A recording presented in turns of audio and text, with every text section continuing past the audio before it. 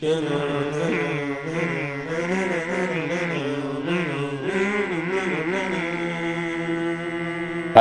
wrestling fans, and welcome to episode 19 of the Untitled FWA podcast. It's me, SS, here to host again on the second of our four-part series, looking back at Back in Business 18.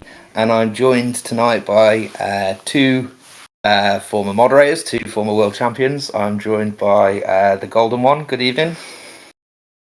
What's up? Also, Sully. How you guys doing? So we might as well right into part 2 of night 1, which begins, of course, with probably the longest running feud in the Fed, Cleo de Santos against XYZ for the television championship. Obviously, a match involving my two guests this evening. Do you want to start by talking us maybe through the feud, your recollections of it? What you've enjoyed, what maybe you thought could have gone better over the 2 years maybe since they started this thing up. TGO, I don't know if I want to come to you first. Yeah. So I'll give my kind of my perspective on kind of how at least this leg of it started. So I think I reached out to USS and was like, I think it was right after the feud with Tommy for the X Championship, and I said, I have a character development kind of story in mind for XYZ, but I really need, kind of a dastardly heel to be paired with. And we were talking, we were talking back and forth about some options, some that might have worked, some that probably wouldn't have worked for an assortment of reasons. And I think you or me, one of us suggested Cleo, and I think it just kind of made sense for this character in this role where, again, XYZ is going to kind of go through a little bit of a character development sort of situation with his mom, quote unquote mom, and then once we kind of loop Sully in, Sully was game, liked the idea, had something going with kind of a similar, not quite exact, but like maybe some similarities in terms of a character development going on with Cleo and the Coven, and it was kind of one of those slow burn storylines that I personally love, and along the way, I think when we were mapping it out, me and Sully were mapping it out, I think, Sully a couple times said this is going to be one of my favorite feuds I've ever had, and I definitely think this is my favorite feud or storyline I've had with XYZ as a character. So, at least that's my perspective of kind of how it all kind of started. We can jump into the very specifics of the feud if we want a little bit later or next, but I think it was kind of interesting how it kind of came to be as well. Yeah, I remember you bringing. And I'll throw it to you. I remember you bringing the idea to me and asking for kind of like a nefarious heel, and it did sound perfect for Cleo. But I knew that you'd obviously already worked a lot with Sully and Cleo over the last year, but it definitely fitted in as like a continuation of that story. I thought. Sully, what were your thoughts on the feud as a whole, or this more recent kind of leg of it, if you prefer? Yeah, I found it kind of funny TGO started there, but like you pointed out, the history between XYZ and Cleo goes back a little bit farther to, I think, whenever we were both looking for some sort of story for our characters a year or so ago. And I can't remember what our ideas were, but to start this off, it was, I think, Cleo getting upset that XYZ stole her interview or something, or she she perceived that he stole her interview, and just had this really twisted vision of XYZ just from there, and in her eyes, like he was this bad guy, and it just kept piling on that anything that he would try to do, she had this really twisted vision against him, and I kind of had that develop in her promo for Back in Business on why, but then it seemed like it was buried. They had their match at Back in Business, I think 2 years ago, maybe it was last year, and it seemed like it was over. I think it was in the X4 Yeah. too. I think it was in the X4. We had a match in the X4 2 years ago, then, because we didn't do an X4 last year. So yeah.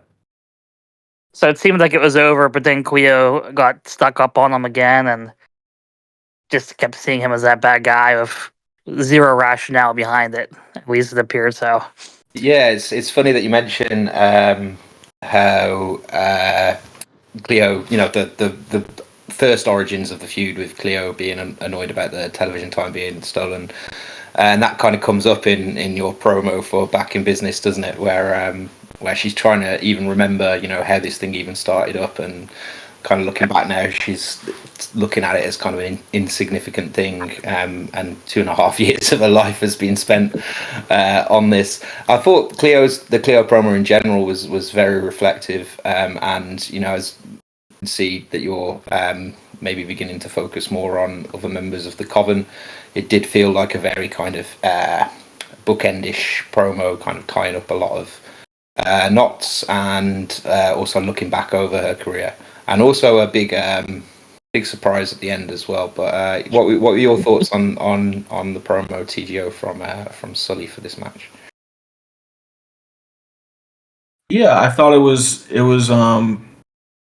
interesting. It was a good I guess the word I would describe is kind of an introspective look at Cleo's relationship with Sully first, and kind of forming a bridge to Cleo's rivalry and feud with XYZ. At first justifying these feelings, then kind of coming to a resolution that maybe she was in the wrong and she needs to forgive or apologize, and then unfortunately for XYZ, Sully messes up, which again, there's this kind of this tie, this string between the two in Cleo's mind, so that not only does that put Sully in a bad light because of what he does at the end of the promo, but it also puts XYZ by association in a bad light again. And so we're never going to have the moment of forgiveness, or we're never going to have the moment of apology between the two. I thought it was a really, I wrote down notes. I thought it was a really good introspective look at kind of at Cleo. I didn't. So first off, I didn't read her promo. I didn't read Cleo's promo before I posted mine. And that's kind of just a rule of thumb that I have. But I think there's a legitimacy. This is the best way I can explain it. I think the stuff that Cleo says to Sully about how he criticizes who she hangs out with and what she does, I think that there's a legitimacy to what Cleo is saying to Sully in that moment. It's a believable reality that Sully would feel that way, and it made me very much empathize with Cleo in that moment. So Cleo immediately kind of discounting that was kind of a sudden shift, rather than a slow realization. But again, I also think that Cleo just has a very complicated relationship with Sully in general. So I think a lot of the twists and turns of this promo kind of fit within that long history. And I'll leave it at that. Yeah, I agree. A very introspective promo. Look at the relationship with Sully and XYZ. Sully, I mentioned that I kind of saw it as maybe not an ending, but I don't know. It felt like a culmination of at least this chapter. Was that deliberate, with you knowing that the Coven Civil War was coming to an end, maybe a focus on a different character coming up? And what are your reflections on the character in general after handling her for, I don't know, 3+ years now, 4 years maybe? Yeah, my biggest goal for Cleo was to win a championship with her, and she was able to get 2 TV title reigns, so I'm pretty happy with what I was able to do, because before then I was not able to have any success with characters besides Sully.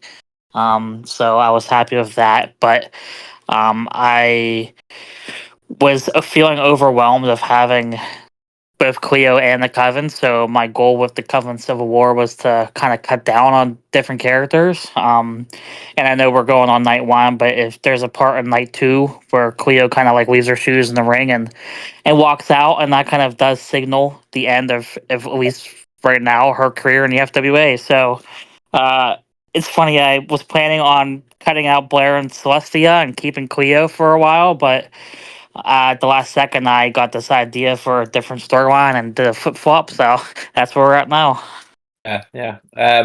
So the ending was out of nowhere. I did not expect that ending, especially the AI image, which was well, to be honest, I get like the image of it. If it wasn't, Taylor Swift and Sully's pick base. Sorry, I can't remember the name now. Charlie Hunnam, yeah. Yeah, sorry. It wouldn't have felt out of place, but scrolling down through the promo, we get to this kind of huge culmination of Cleo's 4-year story, and then we've got Taylor Swift picture there in the middle. It did kind of take me out of it a little bit. Do you see that argument? What are your thoughts there on the image at the end of the promo, Sully? Yeah, I think it was kind of to put in for that emphasis on the shock value. Definitely. That was probably the best because I had generated a few of them, and that was probably the best one. There were some I definitely could not have posted without violating different roles, so that was the best option I had there. Yeah, I could have left it out, but yeah, it is what it is. I'm like kind of like crying, like silently crying, laughing, because when I was reading this promo, my wife was sitting next to me, and then it got to that point, and she looked over, she's like, "What are you looking at?" Nice. I was like, I came out of nowhere. Never you mind, Mrs. Golden One. I think it does help because I guess that's kind of like what Cleo, like, she's not expecting to see that when she walks in, so it kind of like smacked her in the face too. So it works. Yeah, it was surprising. I get what you're saying, and yeah, the image would definitely be more impactful than like a pro's description of what she's seen in terms of that punch feeling of walking in on that. So I can see that argument for sure. Moving on to XYZ, then the opponent in this match and the eventual winner. We had a very probably the longest XYZ promo that I remember along the Mother's Day theme, really exploring that relationship between XYZ and his mother. So that angle, TGO, that you've been running, that obviously culminates here at this show with the climax of the match and the post match. Is a huge part of this promo. Talk about that angle and the relationship with XYZ, as you said earlier, quote unquote mother. How that idea came about and your thoughts on how you executed it. Yeah, so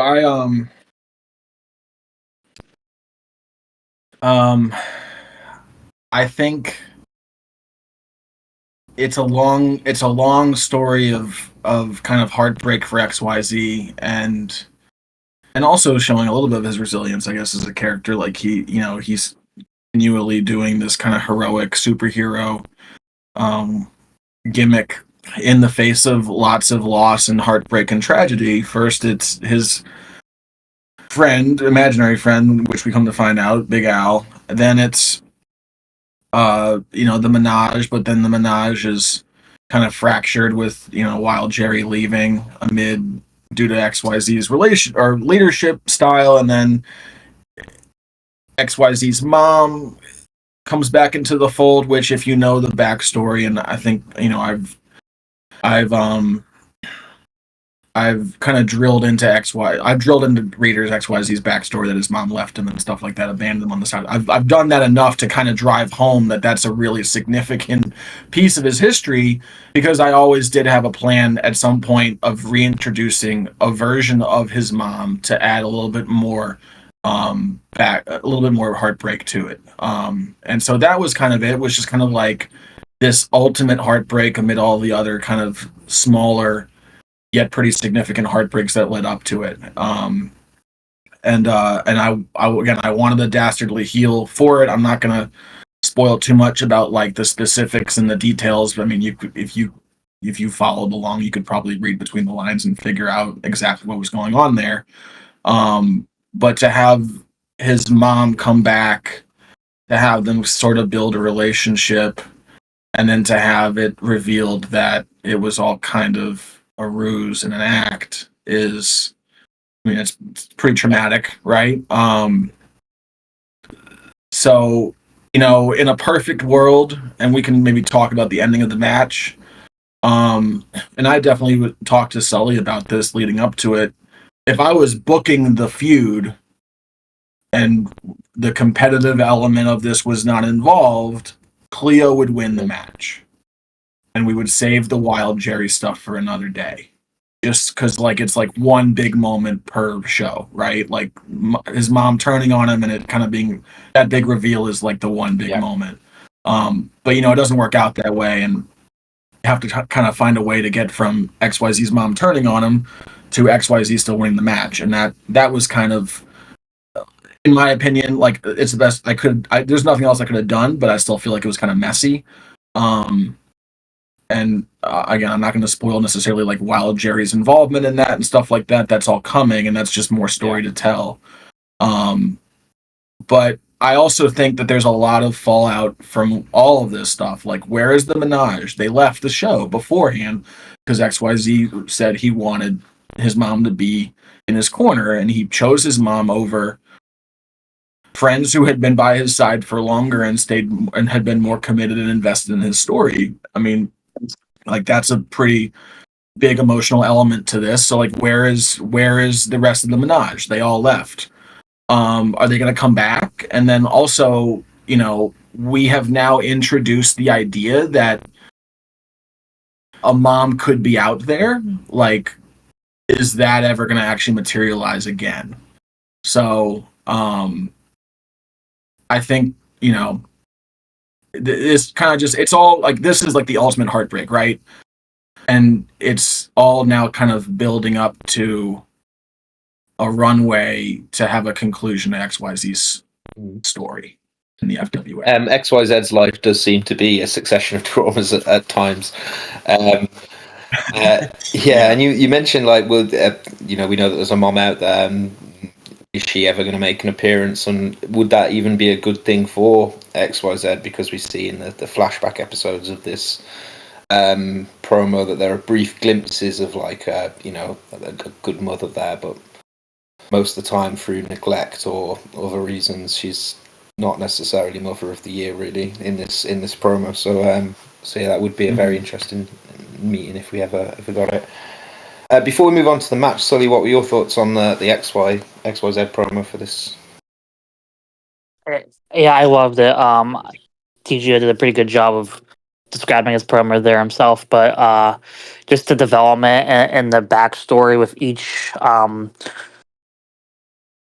different flashback to his childhood of his mom, it kind of helped set the tone of what we were dealing with that character or that potential character, and having him have that sort of struggle of is mom a distraction from Cleo, and having the characters, his friends around him, trying to get him directed back towards Cleo and that focus.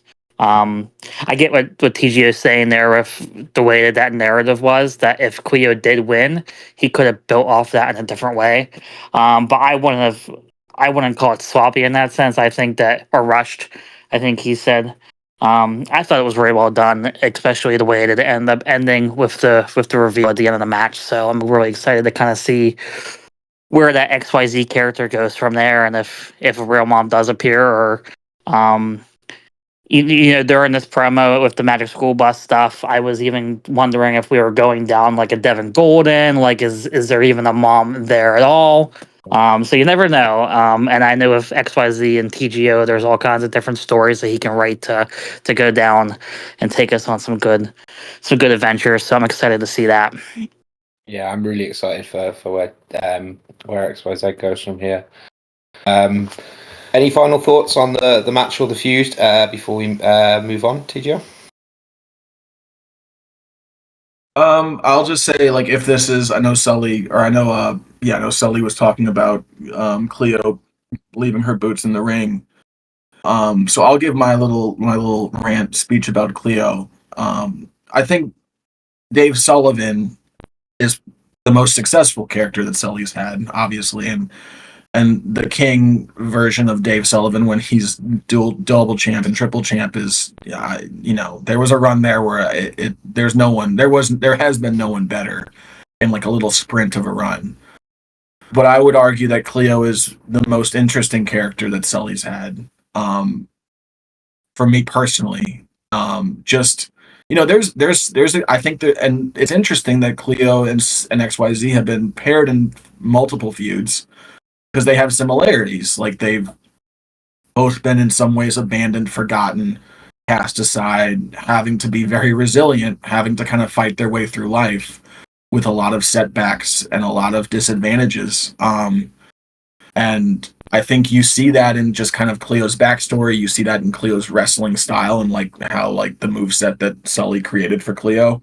I think it's a unique wrestling style. And then, I'll still say like one of my favorite moments of the FWA in the past 5 years is Cleo being the 16th and last pick from Fallout and beating Crash in the Eliminator.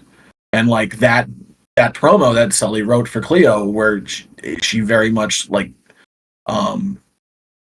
channels the energy from the fact that she was drafted last into this kind of upset, pretty significant victory. So, and then there's the stuff with the Coven. There's stuff in the X4 with XYZ the first time. I just think like Cleo has had such a deep character throughout her run that I would rank her as the most interesting character for me that Sully has had. And that speaks volumes because the Dave Sullivan character was a very interesting character. So hats off to Sully for, if this is the last time we see Cleo, hats off for like a really, really thoughtful and deep character. Yeah, I'd agree. I would echo that. Also, mention Cleo's run in the first King of the Deathmatch tournament, which was another of her highlights for me. Moving on from that fourth match on the show, we have a Captain Righteous segment introducing that character to the Fed. I'm looking forward to Captain Righteous versus Tonton JJG at some point. I think that would work out quite well. And then after that, we move on to the second semi-final in the X4 tournament, where we see Tommy Bedlam replacing Johnny Johnson very late here and coming in to face off against Vengador. So the Vengador promo, we saw kind of a little bit of a sleight of hand in terms of the character's identity at the start, before kind of a very... it was, I think, a much more reflective promo for Vengador, mainly because of that kind of change in the character that I mentioned. Obviously, he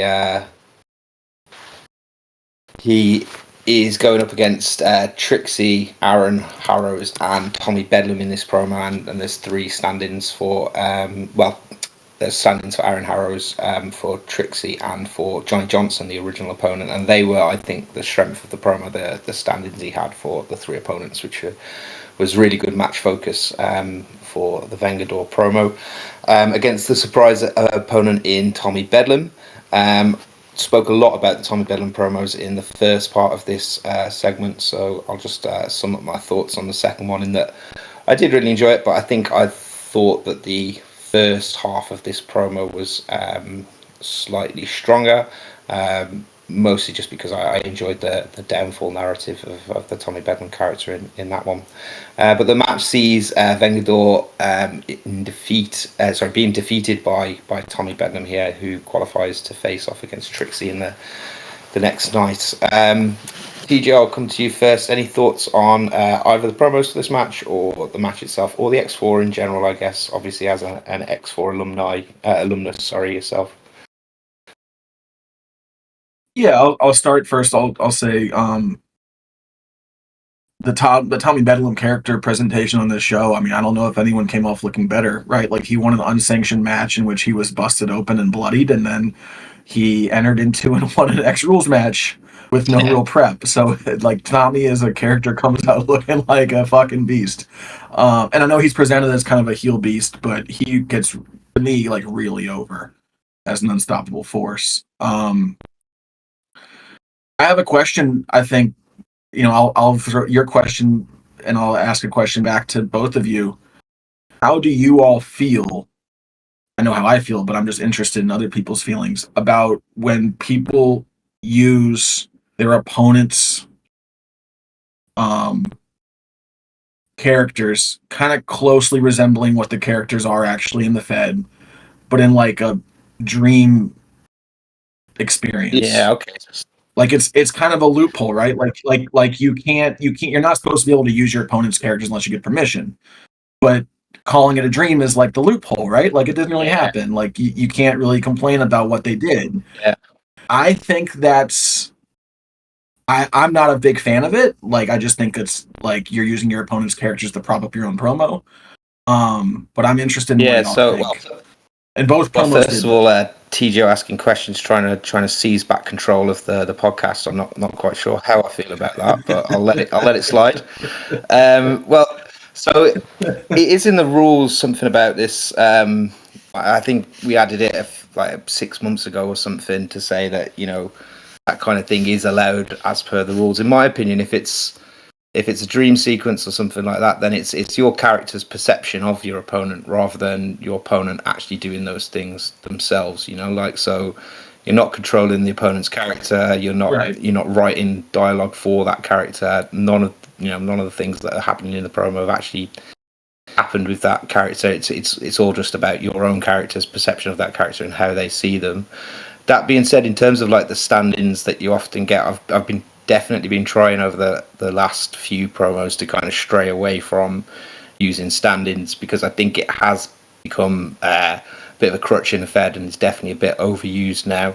It feels like most promos have kind of stand-ins for the opponents in that way, so I'm trying not to do that myself personally at the moment, but I think it can be really effective, and it's something that I've done extensively over the past few years, even if right now I'm not necessarily going into it that much. Sully, what are your thoughts on that? Personally, I think, I get both points. I didn't like it at first. I think it's a bit of a gray area, but I think that's because me and TGO are more old school. We've been in the Fed he's been in way longer than me, but I've been in since 2012. It's definitely more of a new school approach. The use of like more of the dreamlike state. I think, like you said, though, just as long as it's like written clearly that it's like through the perspective of the main character that you're writing for, it works. It's not too over the top. But I think where that kind of should come in play is more of like in a grading sense. I think there's more creative ways that you can write about your opponents. Kind of like you were saying, it's starting to become an overused clutch. So I think we're going to end up seeing people who are able to write in a more creative way to get that point across, have better promos than ones who are still kind of resorting to those dreamlike basic characters. So I think. Go ahead. Sorry, go. So I was just going to say I agree with what you were saying about creativity. It's like literally anything else. Like the more it's done, the less unique it is, the less creative it is. So like these kind of promos might have been scoring very highly on creativity like 2, 3, 4 years ago, but not so much now really. It's not like it's not seen as like a wildly creative approach. So I do completely agree with Sully that because it's done so often now, it's not. It's obviously more creative than an in-ring monologue or something like that. Well, it depends on the content of the monologue, I guess. But yeah, you're not going to win big creativity points just for a standing based promo. Yeah. So sorry, TGO. No, I agree with both of you from the creativity standpoint of like everyone's doing it. Like a lot of creativity is zigging when everyone else is zagging, right? Like that's. And I'll probably say something more about that in terms of the PDF style, but I'll save that for now. I think another element of the creativity, and maybe even like the actual like content of the promo, is that you're not really using your own creation to prop up this promo. You're using your opponent's creation to prop up your promo and to fill some of the gaps. Like that to me.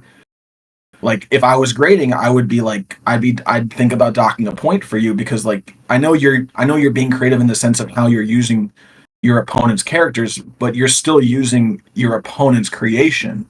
in your promo. It's not fully your creation. And so I would think about docking creativity points there. That's true, but I would argue that if you're just cutting an in-ring monologue and a huge proportion of it is based on the other character, like for instance a Cyrus monologue, like a lot of that is informed by the other character and his analysis of that other character. So even in that case, you are using somebody else's creation for a huge amount of the substance of your promo. So in my eyes, it's not hugely dissimilar from that. If your character's not the main character in the promo, then yeah, I would completely agree. But I think if the your opponent is a support, the opponent standing, is like a supporting role, I don't see that as too dissimilar from just talking about them a lot in a monologue in terms of you're taking that character and forming opinions based on it. Yeah, I'm not sure. It's interesting. Yeah. Okay, so I think. Sorry, I didn't come to you in terms of the X4, this year's incarnation of the X4. What were your thoughts on the tournament in general, or this match specifically? I definitely am a huge Tommy Bedlam mark, so I was pretty hyped whenever I saw that he was entering that tournament there and starting himself in. Kind of before Back in Business even started, like a couple months before, he's got written in as one of the coaches on Ground Zero Hardcore, and he already had that long X title reign. Established himself as somebody who maybe is one of those new faces, like a Jason Randall, of like the hardcore division in the FWA. And so I think if there was any doubt before Back in Business Night 1, it's gone now because, like TGO said, I mean, he got bloodied up fighting Steiner. He came in and beat the hell out of Johnny Johnson with the steel chair, entering himself in here and beating Vengator. So yeah, I'd say that he is definitely pushed himself over as probably the face of the hardcore division of the FWA right now. Yeah, I think clearly, and ex-champion again. So, not just in name, in possession of the title as well. Okay. So moving on to our night one main event, then we have the World Tag Team Championships on the line between FTN, Chris Peacock and Aleister Black, and Danny Toner and Randy Ramon. What did you call them earlier, TGO? EXR version 2. The XR version 2, if you will. And we have the first and second highest graded promo on the card, as well as definitely the longest promos on the card. This was a whole day of my life grading this match, really. But both outstanding promos, over 35 on the grading scale, and both deserving of that.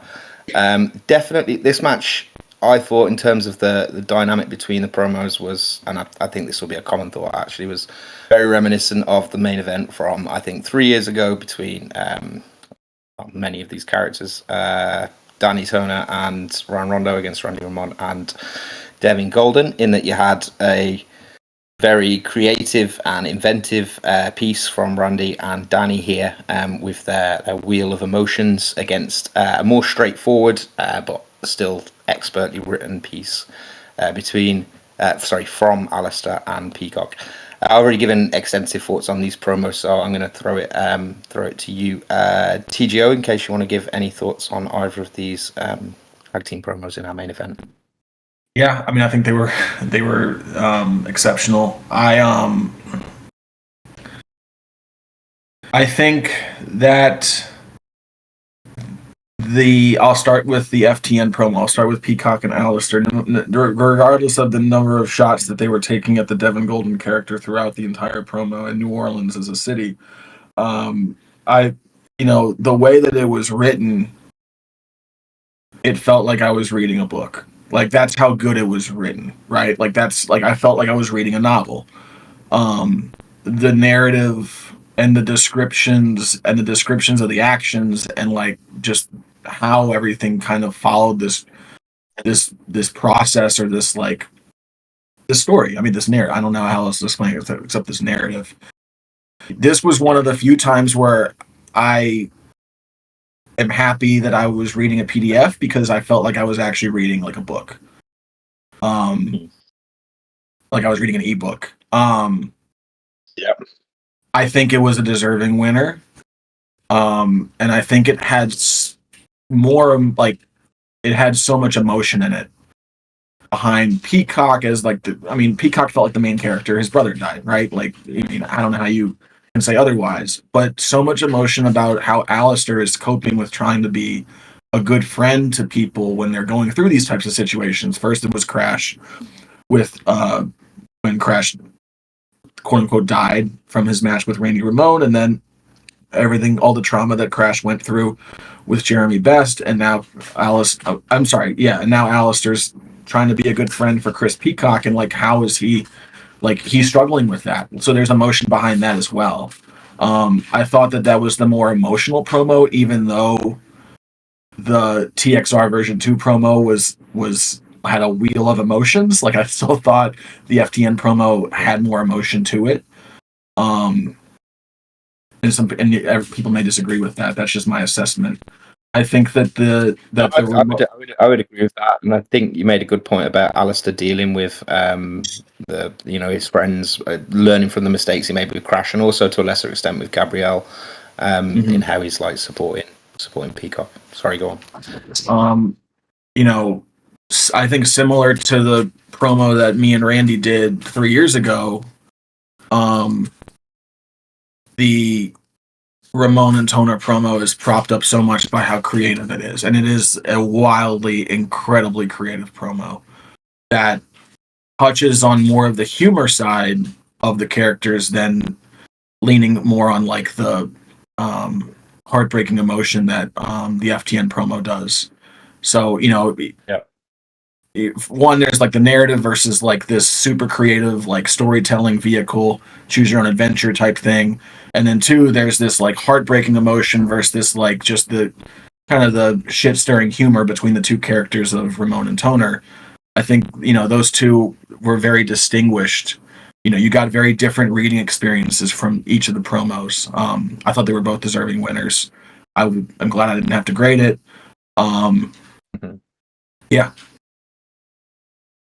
Yeah, I did have to grade it. Unfortunately, I went for Toner and Ramon in this one. I was the dissenting voice. Which is interesting because you graded Toner and Rondo to win 3 years ago.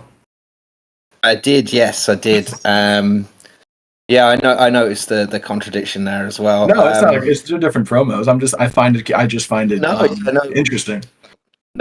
Maybe not contradiction, but yeah, a difference there, variation. Yeah, I'm not sure why that is. I guess because I was the squeaky wheel.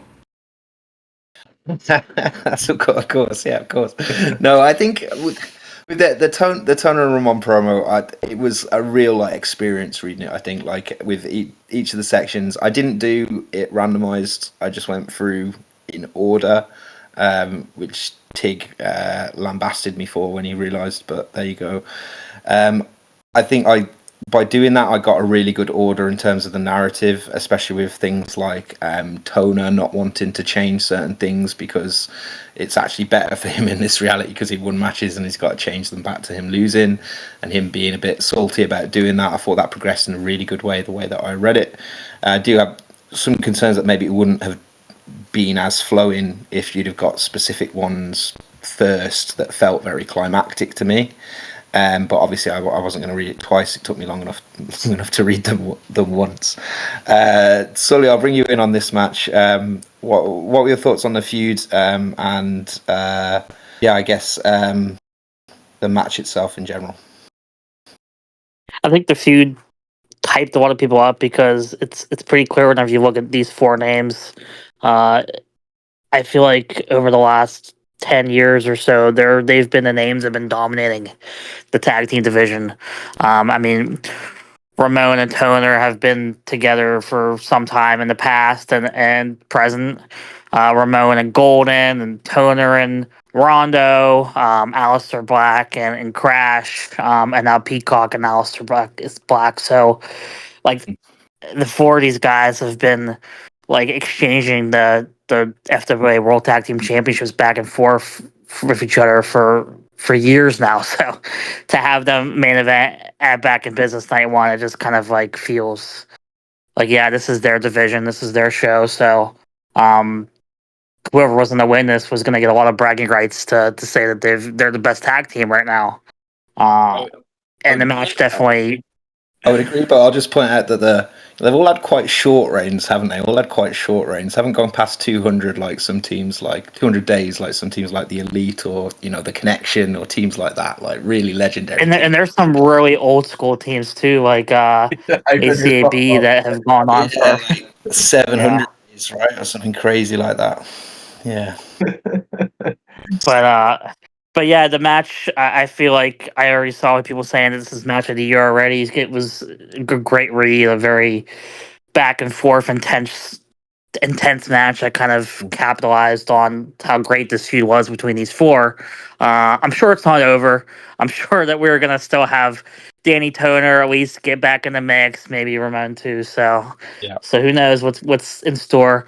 FTN too feels like. They feel like the D-Generation X of the FWA right now, where they're like these silly but like serious, two great main event caliber stars teaming up together. So like it's like Triple H and HBK. I don't know if they like that comparison or not, but that's just kind of how I see them right now. I'm sure Raw will love that comparison. Yeah, I agree that these guys along with Golden and Rondo have sort of dominated the tag team division over the last half a decade now. It's undeniable. A couple of other thoughts about the promos. I'd like to get your thoughts on. Firstly, the length of the promos. I mentioned a couple of times that was extremely long reads on both of them. I did dock both promos very slightly because I did feel that they were both maybe too long in that, I was reading each of them for 3-4 hours. Yeah, well, maybe not 3-4 hours, but a long time. And it wasn't a huge dock because I thought in this specific case, the nature of the feud, the big event that the match is, main event of Back in Business Night 1, the quality of the writing and the quality of the story in both cases saw it through to that length. I think people should definitely be very careful about going to that length if those things aren't true. The stature of the match and the feud and the story that you got in place, then a promo of this length could be disastrous. What are your thoughts on the length of these promos, TGO? I didn't feel as strongly that like the FTN promo was too there were some. I can see what you mean. I didn't feel that way as much about the FTN promo. I'll admit though that I read the Toner and Ramon promo. Like I started reading it pretty quickly after the FTN promo, so I was a little whiplashed and tired and hazy just from the first read. Right? Like maybe I wouldn't have felt that way if I swapped them. If I swapped the order of how I read them. But I do think like the Peacock and Alistair promo, like especially like getting the brother's body out of the morgue and taking it to Conchu and Epsilon and trying to resurrect Drew, all that stuff. I never felt bored reading it. I'll say that. And so I think for the Toner and Ramon promo, like there might have been a couple spots, but again, like it was split up into these nice, neat little chapters that I think it was kind of bite-sized enough that it was easier to digest than a longer narrative. I see what you mean though. Like you really need to have a really good story to tell to have it go this long. Like you need to knock it out of the park. Yeah, absolutely. Yeah, I wasn't bored reading either promo either. That's definitely not the case. But yeah, the weekend at Bernie's stuff with Drew and Conchu and that kind of thing. I was thinking about that earlier, and I did really enjoy that part. But the tangents that are in that promo. Yeah, see, I was going to suggest maybe like you could tighten it up and focus it more, but I really enjoyed the tangents, so maybe I wouldn't really want to lose them. So maybe the length's necessary in these cases. But as I said, the match and the feud both deserved it. You mentioned PDFs a couple of times. What's your opinion there? I'll throw it back to you. I'll do the same thing. I think they're getting overused. Again, it's kind of like the zig when everyone zags approach. Like there's a level of creativity to that, right? Like you try and do what everyone else isn't doing. It helps you stand out. And I understand why the PDF style is used. I think like there's an element to it that probably looks neater and cleaner. But if everyone is doing it, it doesn't necessarily hit as much. I actually think that the PDFs don't look cleaner than the forum posts. I think the forum posts definitely look cleaner, but I think the benefit of a PDF post is for me it's 100 times quicker to format a PDF post than it is a forum post. So rather than going for creativity thing, it's more of a an efficiency thing. And that my least favorite part of all of this whole pastime is formatting stuff on the forum. So like I have used PDFs in the past, but it's more than as a deliberate choice or deliberate formatting choice. It's just to save the hassle of formatting for me. But Sully, what I think, I think for me, if you're gonna do a PDF post, you can't expect to think that PDF post is going to get you creativity points, because I mean that's just not like a PDF, and the way that you format that is not creativity to me. That's presentation. So I think it's kind of like about making sure it looks clean.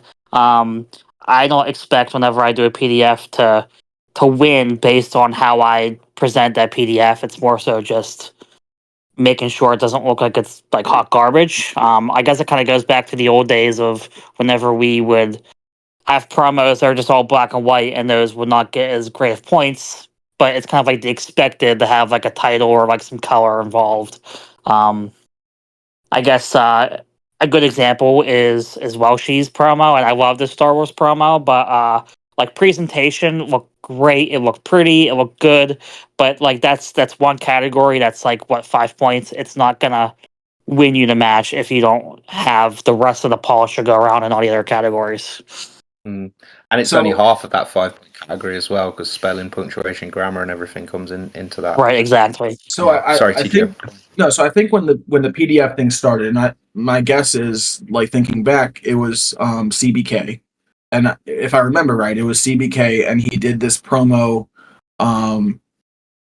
It was like an article in whatever the like it's a real life publication. It's like a real life publication run by athletes. I forget what it's actually called. Yeah, I can't remember what it's called either, but yeah, I know what you mean. Yeah, he did a Sean Summers promo, and it was a PDF. Or something. Yeah, and it was a PDF that it was like an art, like a column or an article that it was formatted perfectly like that. And I remember I was grading it, and I definitely gave him extra creativity points for that, because I had never seen anything like it. And I think when I don't see anything like it before, I definitely think it deserves creativity. But again, like that was like a first time thing. I mean, again, I'll go back to one. I don't know how to do the PDF style, like from a technical standpoint. I haven't done it because I don't know how. That's probably very old man of me to say. And then secondly, I do think there is a value in, even from a presentation style, in doing something that even like appearance wise looks different than what everyone else is doing. I might be the only person who feels that in the Fed. No, I would agree in specific cases like the CBK. Is it called the Players Tribune? The Players Tribune, like something like that. Yeah, but yeah. So like in that case where the presentation is being used like in a way that either supports the content of the promo or like to as in that case to make it look like something that you see in the real world. I think that can be a creative touch and earn you presentation points, absolutely. But in terms of like, for instance, the FTN promo, how that was in the PDF, if that had been reposted exactly as it was on the forum, I would give it the same grade. I think like I'm neutral in terms of preferring the look of a PDF versus a forum post. But yeah, I do completely agree that sometimes the presentation can be a creative touch but I wouldn't give creativity or presentation points, just because it's in one format or the other. personally. But yeah. Okay. Before we finish off, guys, that does conclude our round table or triangular table on the second half of night one. But I've been authorised to make a quick announcement on behalf of the Fed before we finish off here, and that is our Hall of Fame 2024 inductees. So I'm going to announce those now out of kayfabe. I think Sheikh Meltzer will be announcing these in kayfabe in due course. But we're having 2 nominations into the Hall of Fame this year, and the first of them is Philip A. Jackson is being inducted into the 2024 Hall of Fame. Obviously, a Grand Slam winner here in the Fed, former world champion, former ex-champion, former North American champion, former television champion, and former tag team champion. So Philip A. Jackson will be the first member of the 2024 class. And secondly, we have another person who has held a litany of championships in the FWA, the World Championship, the North American Championship, the X Championship, and as alluded to earlier by TGO, the only man to hold all 3 of those at the same time. The second inductee to the 2024 Hall of Fame will be Dave Sullivan. So those are our two. Wow. Those are our 2 Hall of Fame inductees. So any thoughts or feelings on that? We'll come to you first, Sully, I guess.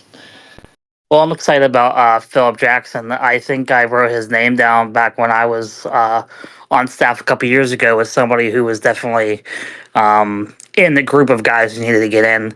And he had that recent run, too, where he came back and won a title just recently. So I feel like he's one of those few that have bridged between old school and new school and have been able to win in both eras there. So I wish he came back and had another run because he's a great character and has a lot of history in the Fed. But he definitely deserves a spot in the hall there.